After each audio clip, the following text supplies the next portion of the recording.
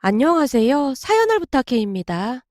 오늘의 사연을 소개하겠습니다. 남자친구 집에 인사를 드리고 온 뒤 남친에게 조용히 물었습니다. 저기, 내가 가족들과 연 끊고 산다는 거에 대해 별 말씀 없으신 거야? 걱정하지 마. 그 부분은 내가 부모님께 대충 둘러댔어. 그래도 보통은 조금 이상하게 생각하시던데. 물론 우리 부모님도 처음엔 조금 놀라시는 듯 했는데 무슨 사연이 있지 않겠냐고 하시면서 대수롭지 않게 말씀하시더라고. 그러니까 너무 걱정하지 마. 남친이 걱정하지 말라는 말을 몇 번이나 반복하고 있었지만 그러면 그럴수록 더욱 걱정이 될 뿐이었습니다. 부모와 연을 끊고 산다는 예비 며느리를 어느 누가 이해할 수 있겠습니까? 그랬기에 내내 걱정이 앞설 수밖에 없었습니다. 하지만 한 달 정도가 지났음에도 그것에 대한 어떠한 언급도 없었기에 조금은 안심한 채 지내고 있었습니다. 어느 날은 친구 현정이가 걱정스레 묻기도 했어요. 민영아, 그 뒤 기현 씨 부모님은 별말 없었어? 다행히도 아직까지는 별말 없더라고. 근데 지금은 별말 없다고 해도 언젠가는 말해야 하지 않을까? 언제까지 숨기고 있을 수만은 없잖아. 그렇긴 한데 너도 알다시피 이게 쉽게 꺼낼 수 있는 말은 아니잖아. 가족들만 생각하면 구토가 치밀어 오를 정도인데 구구절절 어떻게 말을 하겠어. 너무 창피해서 차마 입이 떨어지지 않더라고. 넌 이렇게 착한데 착한 너한테 왜 그런 가족들이 있는 건지 모르겠다. 현정이가 제 손을 꼭 잡은 채 조용히 위로해주고 있었는데요. 저도 모르게 눈물이 왈칵 쏟아지고 말았습니다. 현정이가 조용히 다시 입을 열었습니다. 민영아, 근데 네가 정말로 기현 씨 사랑하면 숨기는 게 없어야 하는 거야. 그래야 온전한 가족이 될 수 있는 거야. 내 말 무슨 말인지 알겠어? 현정이의 말에 고개를 끄덕인 채 눈물을 삼키고 있었는데요. 이런저런 생각으로 머릿속이 더욱 복잡하기만 했습니다. 잠시 후 현정이와 헤어지고 집으로 돌아와서 앞으로 어떻게 해야 하나 고민하고 또 고민을 했어요.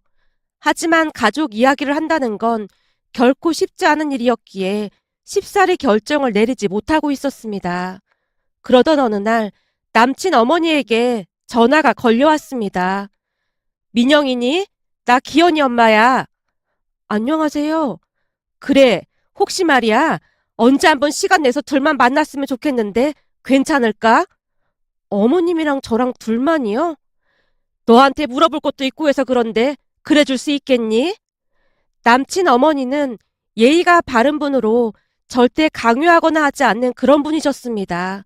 그날도 역시나 정중하게 제 의향을 물어왔기에 기어 들어가는 목소리로 제가 대답을 했습니다. 아, 네, 알겠습니다. 그럼 내일 저녁 7시쯤 회사 근처로 내가 갈까 하는데 괜찮겠니? 네, 저는 괜찮습니다. 그래, 그럼 내일 보자꾸나. 그리고 좀 전에도 말했지만 우리가 만나는 건 기현이가 절대 몰랐으면 좋겠는데 약속 지켜줄 수 있지? 내가 부탁 좀 하마. 아, 네, 알겠습니다. 라며 통화를 마쳤는데요.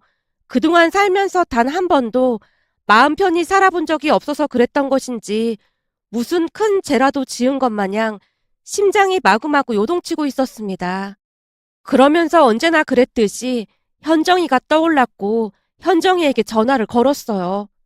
현정아, 나 어떡하지? 왜? 무슨 일인데 그래? 조금 전에 기현 씨 어머님이 전화를 하셨는데 내일 둘만 만나자고 하시는 거 있지? 뭐? 그게 정말이야? 어, 혹시나 기현 씨랑 헤어지라고 하면 나 어떡하지? 제가 느끼고 있는 불안감이 현정이에게도 고스란히 전해졌던 것인지 현정이가 애써 침착한 목소리로 제게 말했어요. 너 오늘은 나랑 같이 우리 집에 가자. 너네 집에?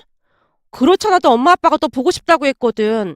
너 남친 생긴 뒤로 우리 집에 안 온 지 한참 된 것도 잊고 있었지? 우리 엄마 아빠가 무진장 서운해하고 계셔. 아, 내가 그랬구나. 그래. 그렇잖아도 우리 엄마가 너 좋아하는 삼겹살 구워준다고 꼬셔보라고 했는데 너 바빠 보여서 내가 말도 못 꺼내고 있었어. 근데 잘 됐다. 오늘 우리 집에 가서 우리 엄마 아빠랑 같이 상의 좀 해보자. 이럴 땐 어른들의 조언도 필요한 법이거든. 알았어. 라고 대답을 했고 현정이가 전화를 끊으려던 찰나에 제가 다시 현정이를 불렀어요. 저기 현정아, 항상 고마워. 넌 이럴 때만 고맙다고 하지? 얼른 퇴근 준비나 해. 내가 가는 김에 데리러 갈 테니까.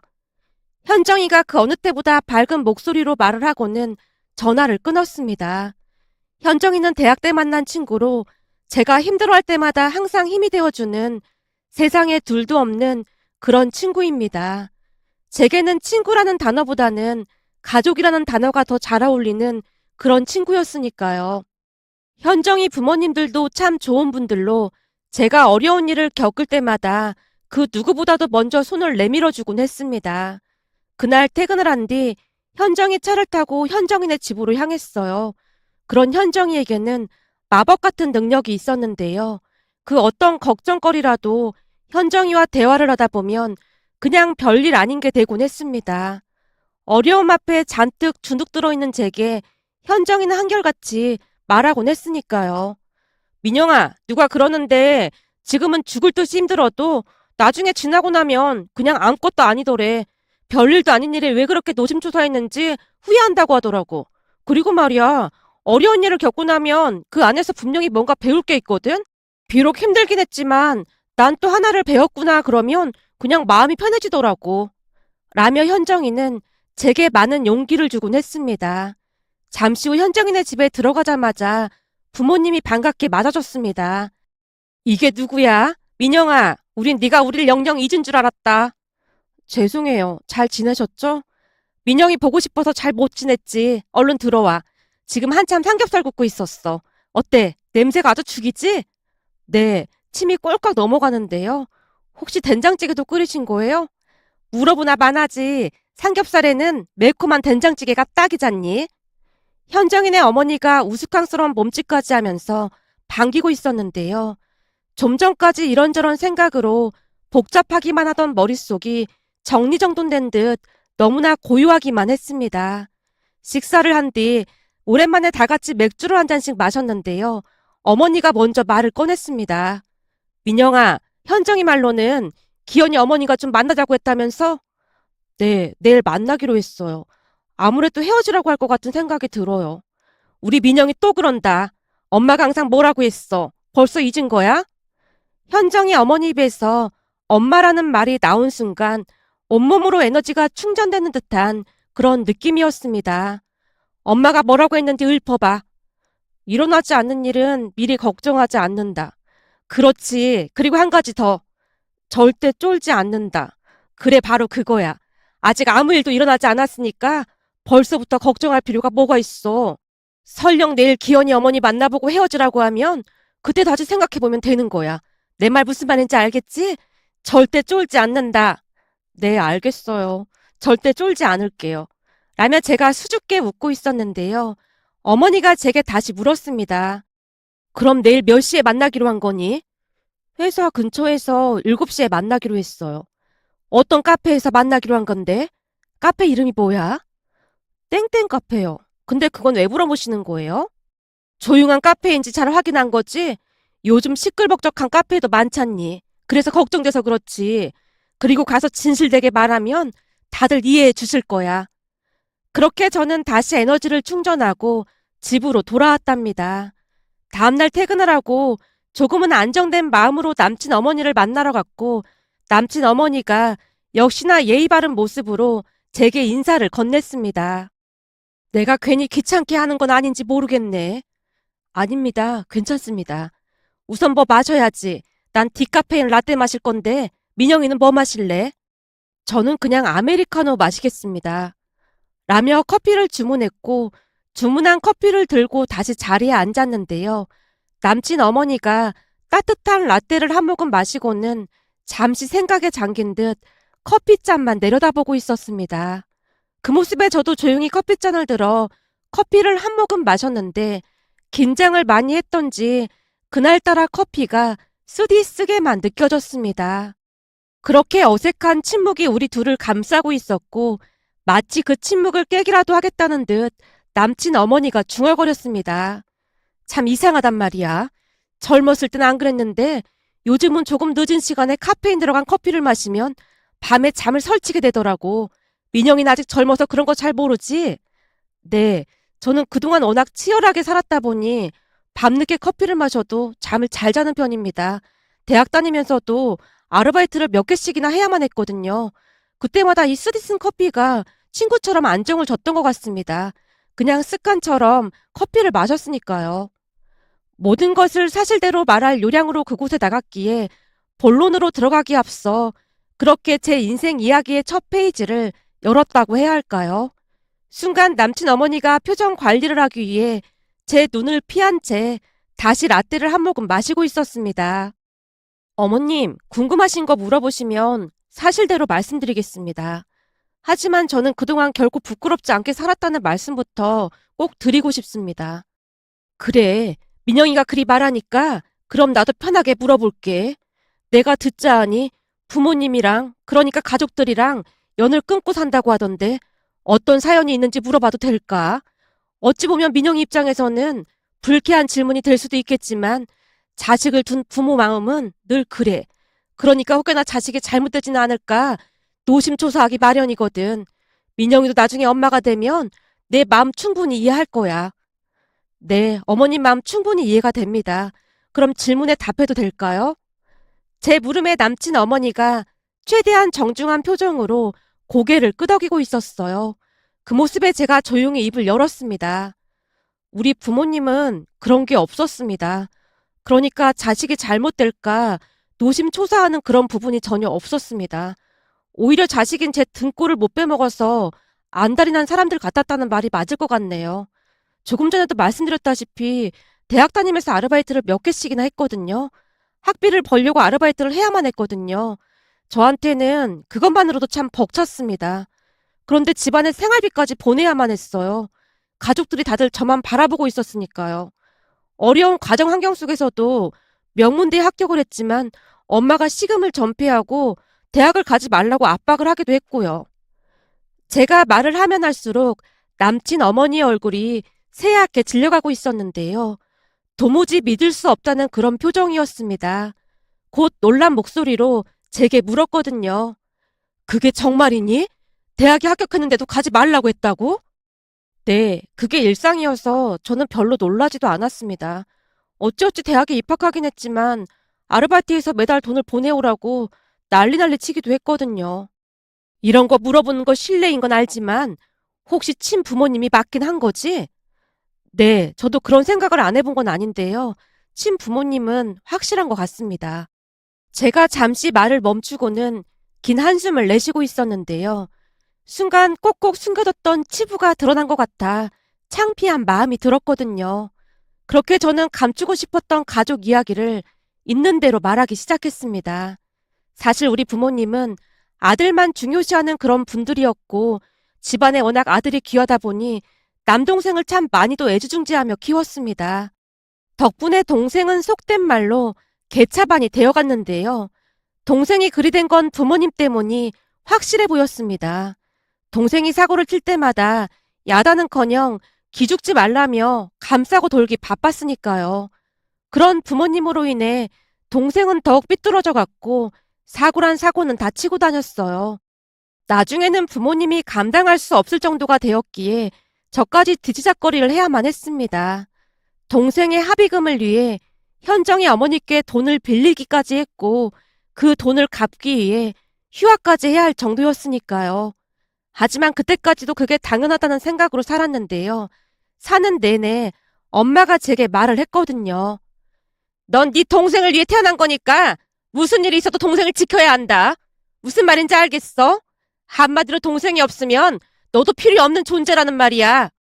그런 말을 하루에 몇 번씩 듣고 자라다 보니 저도 모르는 사이에 세뇌가 됐던 게 아닌가 싶었습니다. 그러다가 어렵게 대학에 입학한 뒤 현정이를 만나게 되면서 제 생각이 잘못되었음을 깨닫게 되었어요. 어느 날 현정이가 위로하듯 말을 했거든요. 넌 그 누구를 위해 존재하는 게 아니야.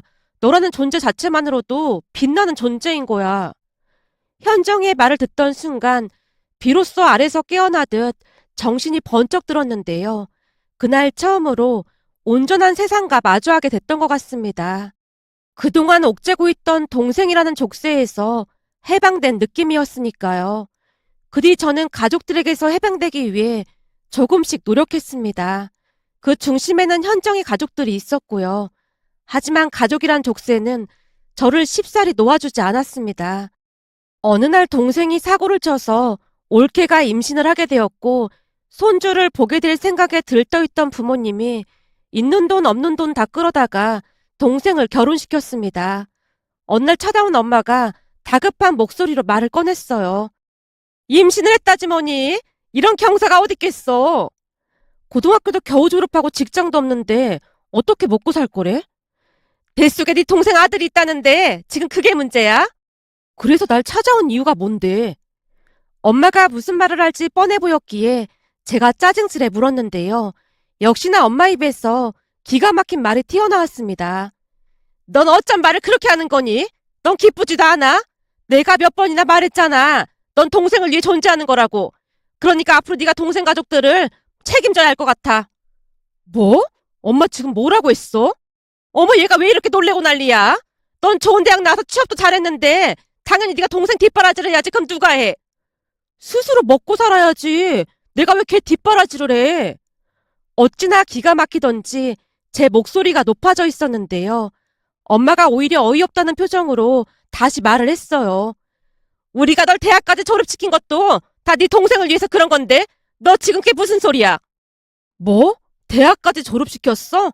엄마 아빠가 내 학비 한번 보태준 적이 있어? 용돈 한 번을 준 적이 있어? 아니구나. 오히려 허구한 날 돈을 빼앗아가기 바빴지? 근데 대학을 졸업시켰다는 말을 어떻게 할 수가 있는 거야? 그게 그거지. 우리가 대학 못 가게 했어봐. 네가 대학이나 나왔겠어? 암튼 넌 앞으로 돈 벌어서 네 동생 가족 뒷바라지 할 생각이나 해. 싫어. 내가 미쳤어? 나도 이제 내 인생 살 거니까 그렇게 알아. 앞으로는 절대 나한테 돈 달라는 소리 하지도 마. 기껏 대학물 먹여놨더니 이따위로 행동을 하고 있어. 이래서 내가 대학을 못 가게 했던 거야. 난 못 들은 걸로 할 테니까 너 매달 200씩 보내와.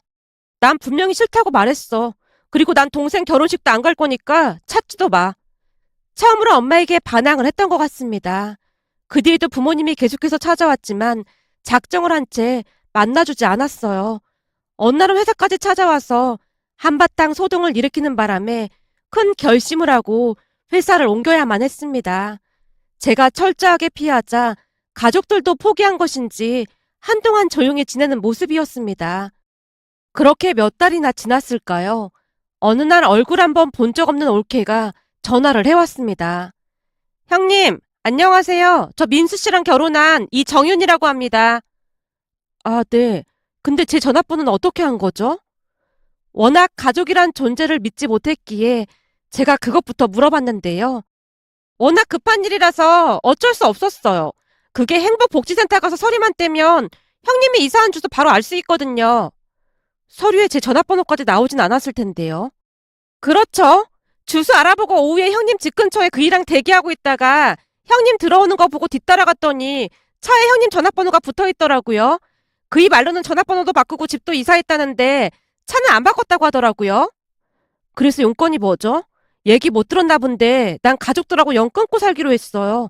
그러니까 앞으로 이런 식으로 연락하지 마세요. 제가 전화를 끊으려고 하던 순간 올케가 다급한 목소리로 말을 했어요. 저기 어머님이 암에 걸리셨어요. 지금 뭐라고 했어요? 어머님이 암에 걸리셨다고요. 대장암이라고 하시는데 지금 3기래요. 아무래도 형님도 알고 계셔야 할 것 같아서요.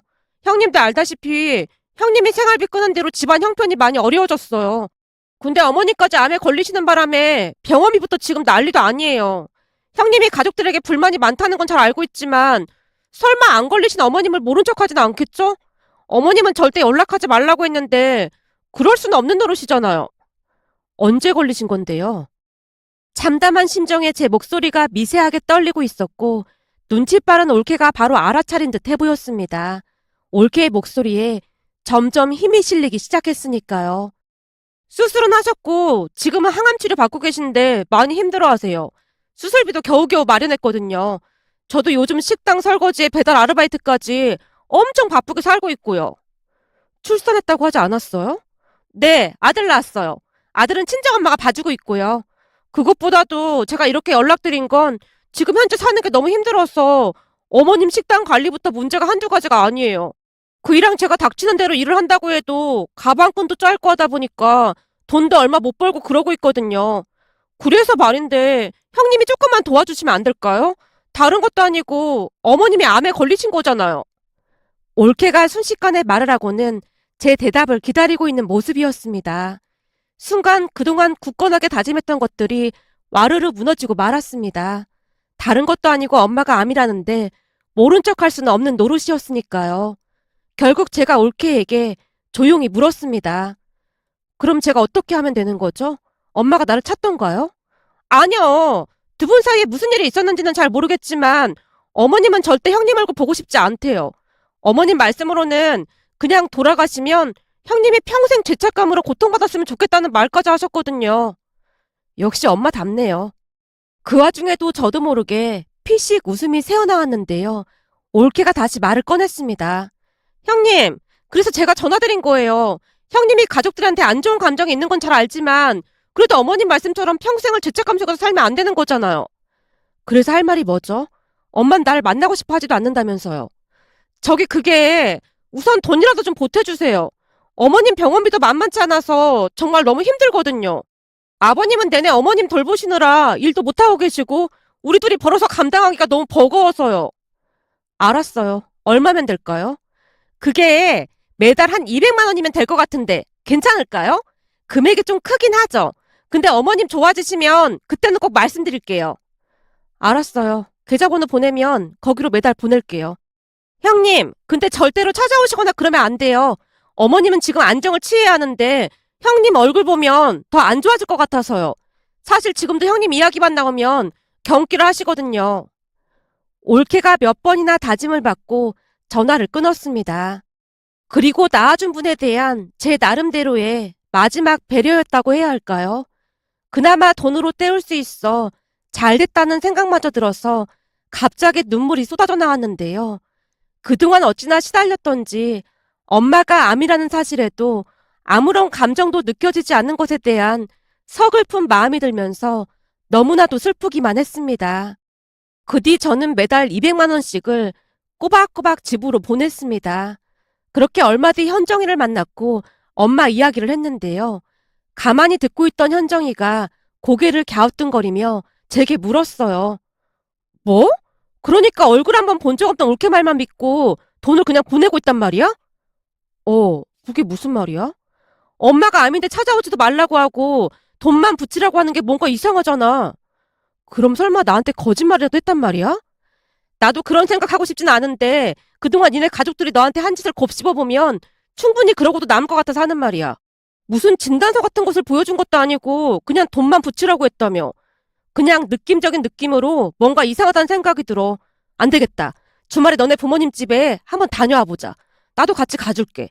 만약 우리 생각이 틀렸다고 하면 엄마가 아프신 건데 당연히 찾아뵈야 되는 거잖아. 근데 엄마가 내 얼굴 보면 스트레스를 많이 받을 거라고 하던데.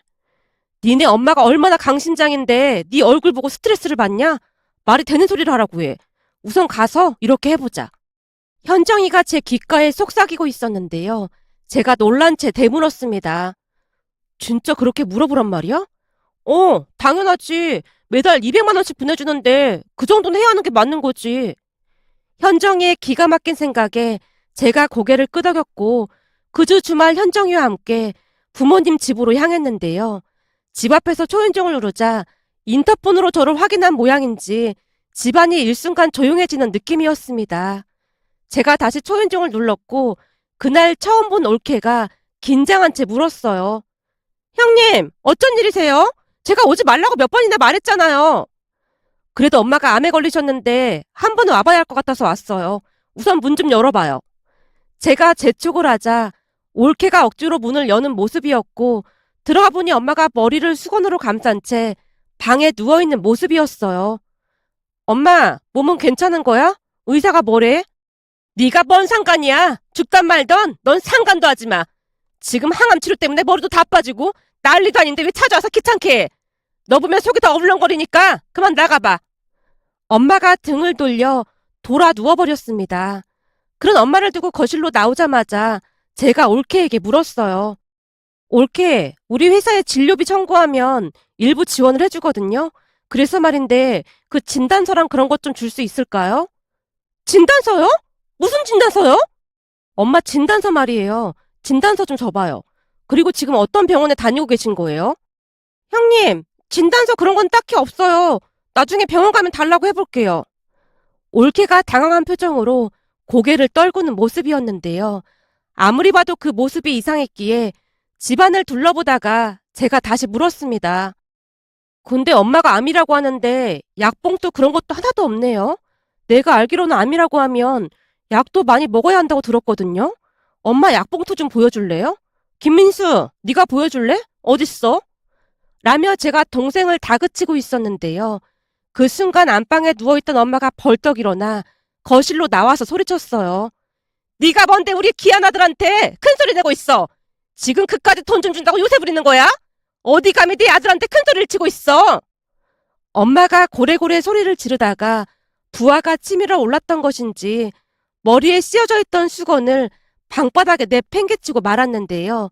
그 순간 수북한 머리카락이 모습을 드러냈습니다. 어머님, 제가 수건 쓰고 있어야 한다고 말했잖아요. 올케가 울상을 지으며 다시 수건을 집어들었고 억지로 엄마 머리에 씌우다가는 제게 변명했어요. 형님, 지금 어머니 머리카락이 수북한 건 가발을 써서 그래요. 아, 그렇구나. 가발? 올케의 말에 성큼성큼 걸어가서 엄마 머리에 씌워진 수건을 밀어내고 머리를 잡았는데요. 역시나 가발이 아니었습니다. 그리고 엄마가 제게 미친 듯이 달려들며 소리쳤어요. 그래, 나 암 아니다 아니야. 그래서 네가 뭘 어쩔 건데. 가족들한테 꼴랑 돈 200만 원 주는 게 얼마나 아까웠으면 찾아와서 이 난리를 피워. 네가 인간이야? 네 동생 아니었음. 넌 있을 필요도 없는 존재야. 세상 쓸모없는 인간이 어디서 싸가지 없게 이따위로 행동하고 있어. 엄마, 진짜 고마워. 이번 일로 인해 앞으로 어떤 일이 일어나도 죄책감이 안 들 것 같네. 그래서 엄마한테 너무너무 고맙네. 라며 제가 마치 미친 사람 마냥 소리내서 웃고 있었는데요. 올케가 따지듯 말했습니다. 형님, 어머님이 안 아프신데 오히려 고마워해야 하는 거 아니에요? 까놓고 우리가 오죽했으면 그랬겠어요. 형님 너무 독한 분 같네요. 그래, 나 독한 사람이니까 앞으로 연락하지 말고 찾아오지도 마. 가족들이라고 하면 진짜 지긋지긋하다. 완전 정 떨어지게 해줘서 정말 고마워. 라며 제가 올케를 노려보고 있었는데요. 제 모습이 많이 섬뜩해 보였던 것인지 올케가 급히 뒷걸음질을 치고 있었어요. 그날 모든 것을 지켜보고 있던 현정이는 크나큰 충격에 휩싸인 모습이었어요. 그 뒤 저는 다시 가족들과 연락을 끊고 살고 있습니다. 그나마 다행이었던 것은 더 이상 귀찮게 하진 않는 모습이었어요. 그렇게 제가 남친 어머니께 길다면 긴 제 사연 이야기를 들려드렸는데요. 한참 동안이나 제 이야기를 듣고 있던 남친 어머니의 눈에 놀라움이 가득해 보였습니다. 이야기가 다 끝났음에도 아무런 말도 하지 못한 채 멍이 앉아있는 모습이었거든요. 잠시 정체를 알 수 없는 침묵이 다시 이어졌고 남친 어머니가 무슨 소리를 하던 겸허하게 받아들일 준비를 하고 있었습니다. 그리고 곧 남친 어머니가 입을 열었습니다. 그러니까 민영이한테 돈을 받아내려고 가족들 전부가 짜고 엄마가 암이라고 속였다는 거야? 그럼 암이 아니었던 거네? 네, 다 거짓말이었더라고요. 물론 그전에도 참을 수 없을 정도로 실망을 하긴 했지만 다른 것도 아니고 사람 목숨을 가지고 거짓말하는 거 보고 충격도 충격이었는데 가족들이 무섭다라는 생각까지 들었습니다. 그리고 그 뒤 기현 씨를 만났어요. 기현 씨에 비해 제가 많이 부족한 건 사실이지만 진심으로 저를 아끼고 사랑해주는 모습에 마음을 열게 됐습니다. 친구 현정인의 가족들 외에는 저를 그토록 아끼고 사랑해주는 사람은 처음이었거든요. 근데 어머님께서 더 이상 만나지 말라고 하신다면 저는 기현 씨를 그냥 놓아줄 생각입니다. 내가 반대하면 헤어지겠다는 말이야? 저와는 다르게 기현 씨의 삶의 원천은 가족이니까요. 저로 인해 가족들과 멀어지게 하고 싶진 않습니다. 순간 모든 것을 밝힌 것에 대한 개운함과 창피함이 같이 공존하며 알 수 없는 기분이 느껴지고 있었어요. 그동안 고생 많았겠네. 용기 내서 사실대로 말해줘서 고맙다. 아닙니다. 진작에 말씀드렸어야 했는데 창피해서 입이 떨어지지 않았습니다. 사실 제가 가족들 이야기를 해도 다들 잘 믿지 않거든요. 그래, 알았다. 그럼 이 차만 마시고 그만 일어날까? 남친 어머니가 애매모호한 미소를 지으며 커피를 마저 마셨어요. 잠시 후 우리는 카페를 나왔는데요. 그래도 나름 최선을 다했다는 생각과 함께 남친 어머니가 어떤 결정을 내리던 후회는 없겠다는 생각이 들었습니다. 하지만 그 뒤 남친 어머니는 딱히 말을 꺼내지 않았는데요. 혹시나 싶어 남친에게 물어보기도 했지만 무슨 말인지 모르겠다는 표정만 지을 뿐이었고요. 그 뒤 우리는 친정 가족들 없이 결혼식을 올렸습니다. 다행히 현정이네 가족들이 참석해서 아낌없이 축하를 해줬고 혼주석에도 현정이 부모님이 앉아주셨어요. 물론 가족 사진에도 현정이 가족들이 자리하고 있었고요. 그러던 어느 날은 현정이가 신혼집에 놀러 왔습니다. 남편은 출장 갔다고 했지? 출장 가서 모레 올 거야. 그러니까 우리 둘이 완전 즐겁게 보내자. 결혼한 유부녀가 말하는 게 너무 심한 거 아니야? 현정이가 장난스레 웃고 있었습니다. 그렇게 우리는 음식을 만들어서 맥주도 마시며 즐거운 시간을 보내고 있었는데요. 술 기운이 돌았던 것인지 현정이 입에서 놀라운 말이 새어나왔습니다. 사실 엄마가 너한테 절대 말하지 말라고 했는데 엄마 말로는 니네 시어머님 진짜 좋은 분이시래. 맞아. 우리 시어머님 정말 좋은 분이시긴 해. 근데 그걸 뭘 비밀처럼 말하고 그래. 민영아, 사실은 네가 모르고 있는 것들이 엄청 많아. 뭐? 내가 모르고 있는 것들이라니? 그게 무슨 말이야? 제가 어리둥절한 표정으로 묻고 있었는데요. 그동안 저도 모르고 있었던 일에 대해 현정이가 사실대로 말해줬습니다. 그때 카페에서 너네 시어머니랑 너랑 단둘이 만났을 때 말이야. 사실 우리 엄마도 거기에 갔었거든. 뭐? 어머니께서? 혹시나 네가 다시 상처받진 않을까 엄마가 내내 노심초사였거든. 그래서 니네 시어머니랑 너랑 대화가 끝나고 난 뒤에 카페에서 나가는 니네 시어머니 뒤를 따라가서 잠시 이야기 좀 할 수 있냐고 엄마가 부탁을 했다고 하더라고. 그래서 그때 어떤 카페인지 물었던 거구나. 제 말에 현정이가 말없이 고개를 끄덕이다가 다시 입을 열었어요. 그날 엄마가 니네 시어머니한테 네가 얼마나 좋은 사람인지 몇 번이나 강조해서 말했다고 하더라고.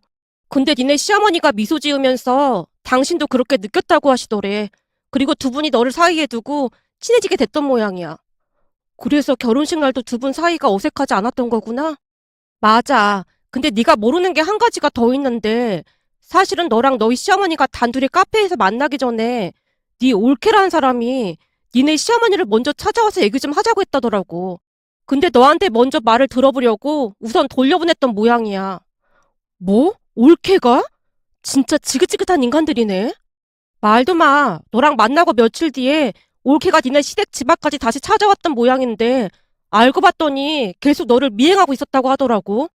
그날 니네 시어머니한테 너에 대한 온갖 안 좋은 소리란 소리는 다 하면서 거품까지 물었다나 봐. 근데 니네 시어머니가 그 올케라는 사람 얼굴에 물까지 끼얹고 경고했대. 다시 한번 우리 며느리 앞에 나타나서 힘들게 하면 가만 안 두겠다고 말이야. 거기다 니네 시어머니가 또 어떻게 했는 줄 알아? 다시 생각해봐도 니네 시어머니 진짜 대단하시더라. 우리 시어머니께서 대체 뭘 하셨는데? 현정이가 있었던 일을 자세히 말해줬는데요.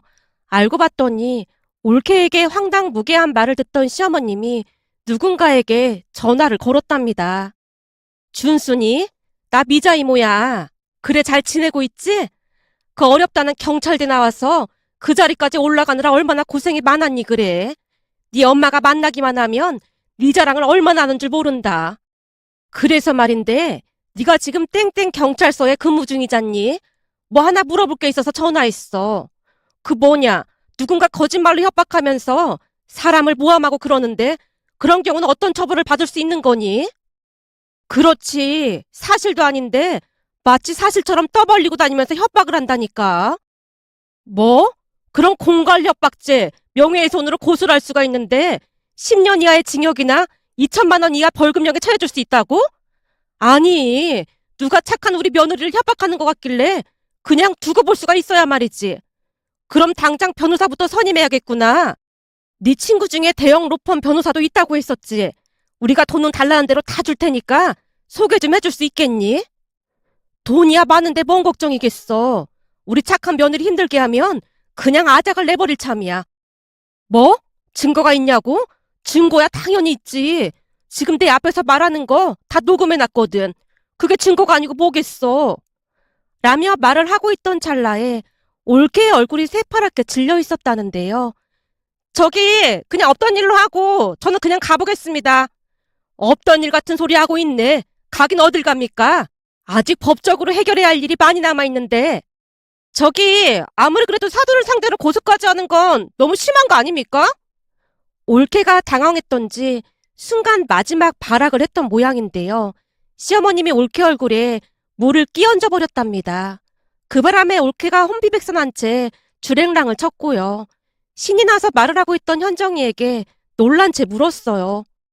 그 이야기를 우리 시어머님이 니네 어머니께 다 말씀하신 거야? 그렇다니까. 요즘은 두 분이 완전 절친이 되셔서 자주 통화도 하고 그러신다니까. 그 얘기를 듣는데 어찌나 통쾌하던지 아빠랑 둘이서 만세까지 불렀다니까. 그래서 그렇게나 조용했던 거구나. 당연하지. 니네 시어머니가 그렇게 무섭게 경고를 했는데 니네 가족들이 다시 나타날 용기가 있겠냐? 그러니까 시부모님께 진짜 잘하고 살아. 그렇게 온전히 너를 믿어주시는 분들이 어디 있겠어? 알았어. 꼭 명심할게. 근데 내가 고마워해야 할 사람이 참 많은 것 같다. 니네 부모님께도 너무 감사해서 뭐라 말을 못하겠어. 라며 제가 눈물을 떨구고 있었는데요. 현정이가 제 등을 토닥여줬습니다. 그 뒤 저는 시댁 가족들뿐만 아니라 현정이 가족들에게도 항상 감사하는 마음으로 살고 있답니다. 얼마 전 현정이가 결혼을 했는데요. 결혼식 날 시댁 가족들이 전부 참석을 해서 진심으로 축하를 해줬답니다. 그런 가족들 사이에서 행복을 만끽하며 다시 한번 감사한 마음을 전하기 위해 이렇게 글 작성해 봅니다. 오늘의 사연은 여기까지였습니다. 즐겁게 보셨다면 구독, 좋아요 부탁드립니다. 고맙습니다.